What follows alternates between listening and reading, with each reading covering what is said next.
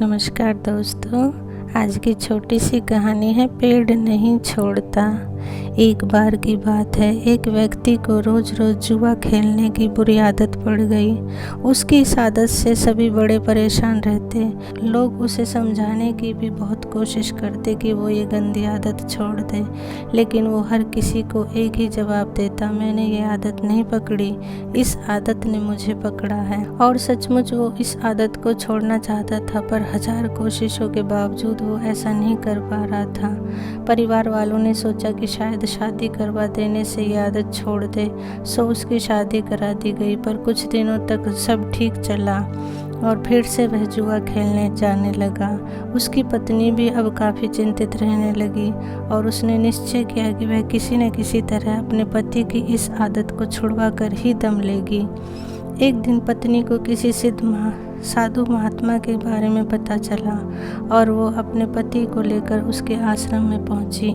साधु ने कहा, बताओ पुत्री, तुम्हारी क्या समस्या है। पत्नी ने दुखपूर्वक सारी बातें साधु महाराज को बता दी। साधु महाराज उनकी बातें सुनकर समस्या की जड़ समझ चुके थे और समाधान देने के लिए उन्होंने पति पत्नी को अगले दिन आने के लिए कहा।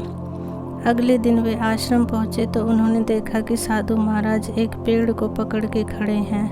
उन्होंने साधु से पूछा, आप ये क्या कर रहे हैं और पेड़ को इस तरह क्यों पकड़े हुए हैं। साधु ने कहा, आप लोग जाइए और कल आइएगा। फिर तीसरे दिन भी पति पत्नी पहुंचे तो देखा फिर से साधु पेड़ पकड़ के खड़े हैं। उन्होंने जिज्ञासावश पूछा, महाराज आप ये क्या कर रहे हैं। साधु बोले, पेड़ मुझे छोड़ नहीं रहा, आप लोग कल आना। पति पत्नी को साधु जी का व्यवहार कुछ विचित्र लगा, पर वे बिना कुछ कहे वापस लौट गए। अगले दिन जब वे फिर आए तो देखा कि साधु महाराज अभी भी उस पेड़ को पकड़े हुए हैं।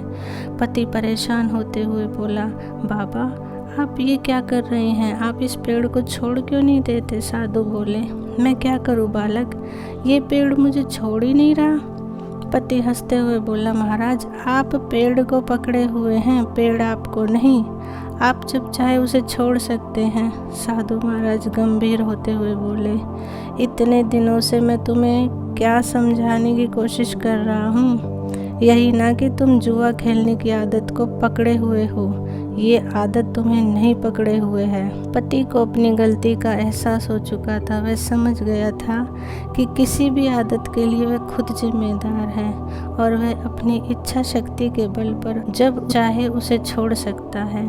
दोस्तों, हमारा भी यही हाल है। बहुत सारी आदतें ऐसी हैं जो हमने पकड़ी हुई हैं। हम चाहें तो अपनी आत्म शक्ति से उसे छोड़ सकते हैं, पर हम कह देते हैं कि हमसे ये आदत छूटती नहीं।